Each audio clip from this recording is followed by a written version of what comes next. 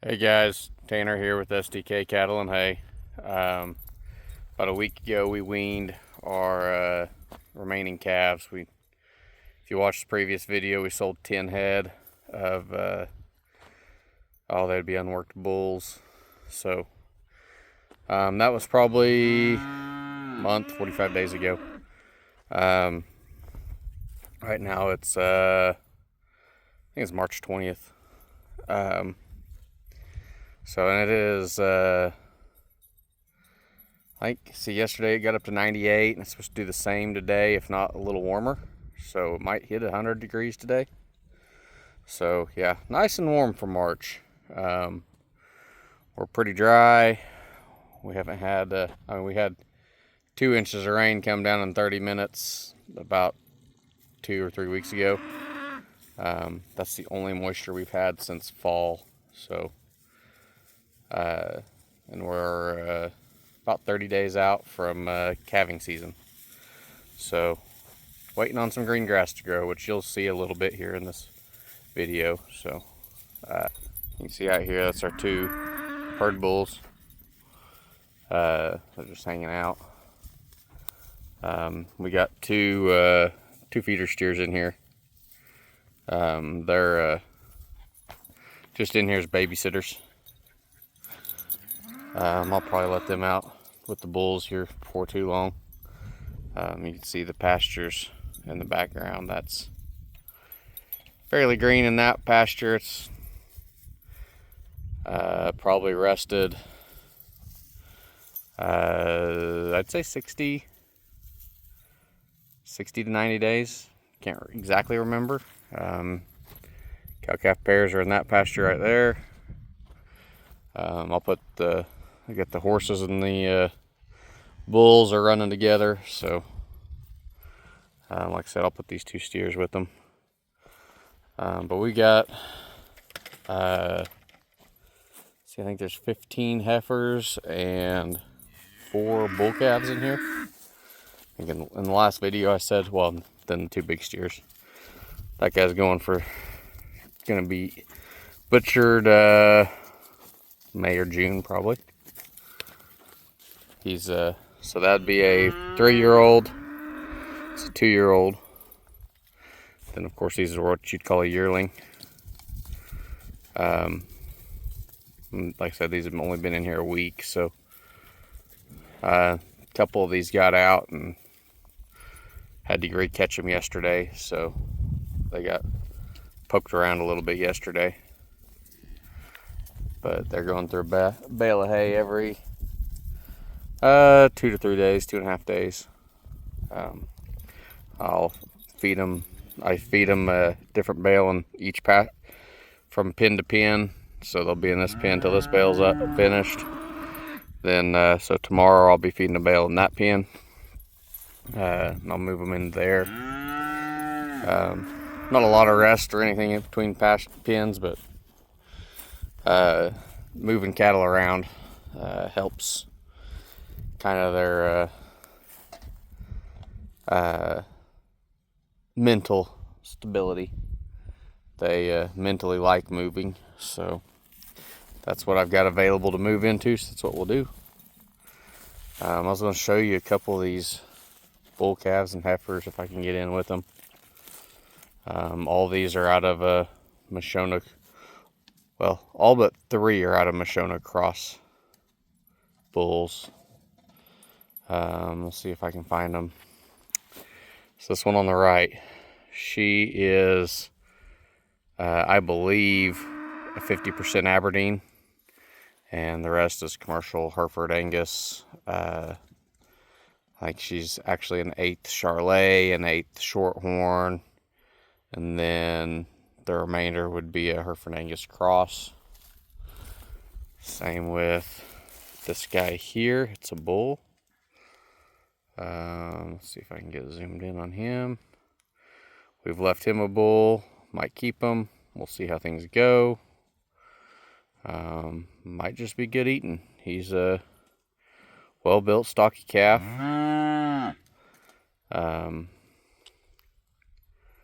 And then the other couple bulls I kept. They are out of the same, their mothers are actually out of the same white Charolais cross Aberdeen bull that I had before. And then the rest of it's Coriani. Oh, there's the other heifer running right back in there. Just moved over. She's a little flightier, but we'll see. We'll see if we keep her that long. Won't know. I usually like to give them a chance to breed anyways if I can somewhat handle them. Out of these calves, out of the heifers, there's only one in here with horns. So out of Coriani cows and bulls that are quarter Coriani, I'll take that. I don't mind horns, but I actually had more horns in the bull calves than I did in the heifers. So I really like this heifer. She's kind of a cool color. Kind of a, I don't know what you'd call it, kind of a strawberry red on top of the being that white color. Let's see if we can find these bull calves. So I already showed you the Aberdeen.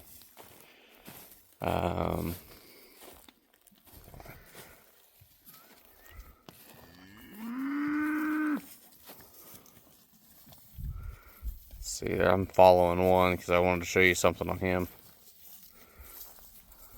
Well, maybe. Okay, there's one of them up here at the front.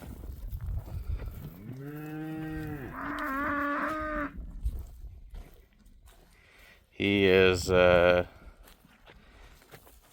going to be, what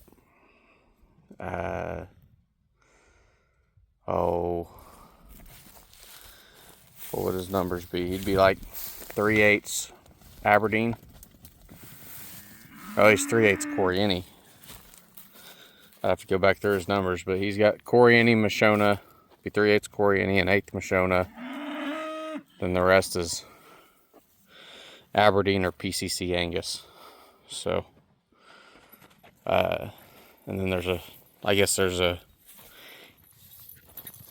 1/16th 1/16th Charolais out of that Aberdeen bull I used to have. So he's the right frame size. I think he's going to make a good bull. The other bull, which is his, I'm going to call him a 3/4 brother because they're out of half sisters, out of the same Coriani, same pair of Corianis that I got as heifers and bred to my Aberdeen bull. So they were supposedly heifers off one ranch, and they bred to the same bull, and then they're out of 3/4 brother bulls. So I don't know if they're both out of the same bull or not, but kind of going to assume they are.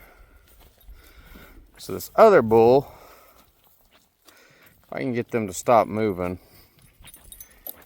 Whenever he was younger, I thought he was going to be the better of the two. And maybe he still phenotypically is. But now he only has one testicle showing, meaning he is likely a crypt orchid. The other testicle is up in his body somewhere. And that's a genetic abnormality you wouldn't want to pass. So he's not going to make a bull. He will, he'll be either taken to the sale as is. I've thought about maybe banding the one testicle that's showing. Once I get him in a chute, I'll be able to feel if I could feel the other testicle. Then I can cut that out or take him to the vet and have it surgically removed. But he'll likely be a feeder calf. See if I can get you a view. Well, if that one heifer would be out of the way.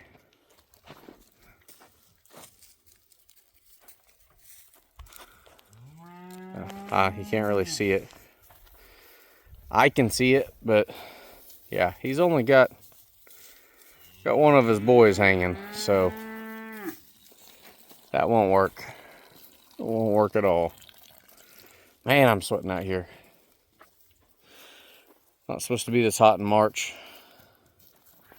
Kind of makes me worried about what we've got coming for the summer, but that's why we have heat-adapted cattle.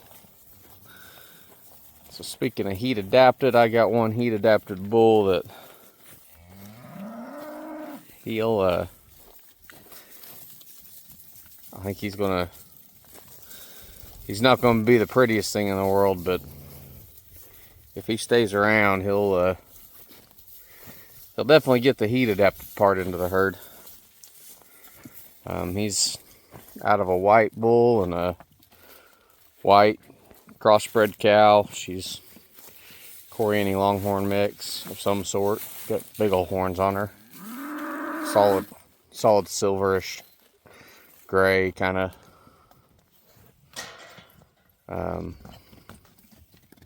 Well, I dropped my phone, so get back to where we were at. So yeah, there's this bull in here. He's gonna be over 50% Coriani Longhorn mix, and then he'll be an 1/8 Mashona and about what'd that be? Quarter Angus maybe. So he's 5/8. Well, he's 3/8 Angus, 1/8 Mashona. No, that's not right either. He is a quarter Angus, 1/8 Mashona, and 5/8 Coriani or Longhorn, whichever you prefer to call it. I think it's a blend of all of them there. Plan to keep him around. I bet he'll be great on heifers.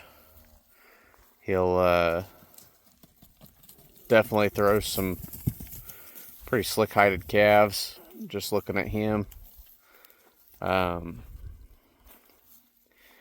He's got all the attributes you'd want from a heat-tolerant animal. He is right in front of us. I'm trying not to spook him or move, but he is right there.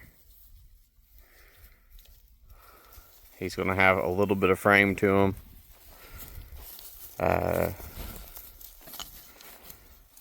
He's going to have a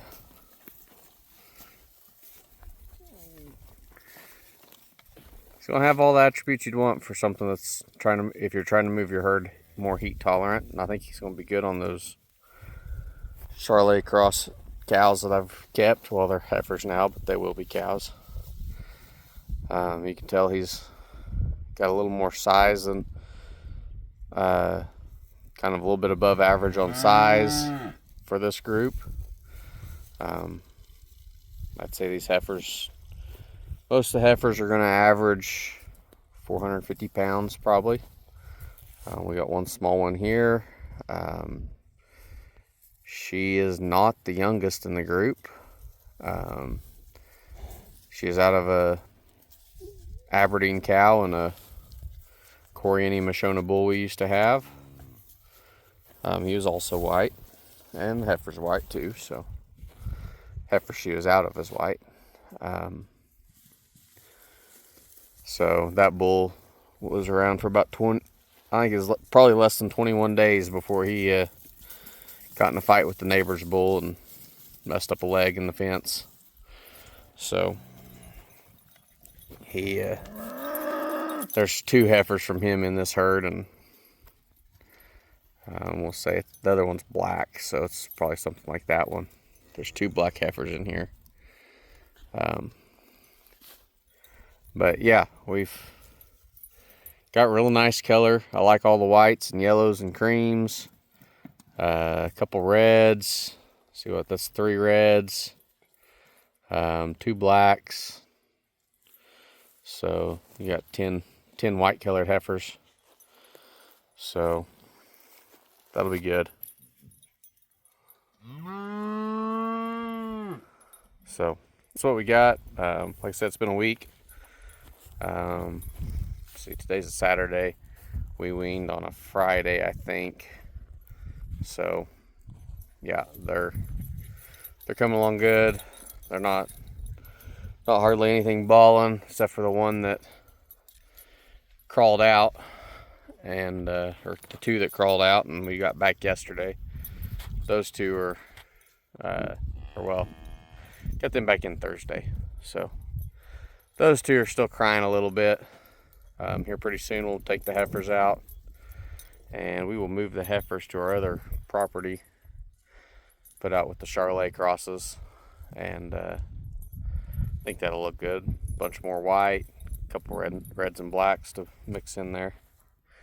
So, and we'll let the bulls out with the bulls, I guess. And then we'll put the like I said, that one bull calf we're gonna have to take and get castrated. I'm not 100% sure if I want to put him in the if I want to take him to the vet or what. I know he won't sell very good with one testicle showing at the sale. Cattle just don't do good that way. I mean, buyers aren't blind. Actually, I'm watching him walk away right now, and the other testicle is still in there. It's smaller. He has one deformed testicle, and it is smaller than the other by a long shot. It is only about half descended and about a quarter of the width around. So that shouldn't be, I should be able to pull that down with a band and get that done. Let me look as he turns around again. So you want nicely shaped testicles on your bulls. That's just, you want them even, more or less. You don't want them too lopsided. I mean, but this one's, he's got one hanging down at least 3 inches farther than the other. But anyways, I'll might snap a picture of that when I get him in the chute and post it. If anyone's following on Facebook or something, might get to see that. So anyways, thank you guys for watching. Hope you guys didn't mind me rambling along. I'll get a video of the cows out on pasture and stuff like that here pretty soon. So y'all have a blessed day. Stay cool out there. We'll see you next time.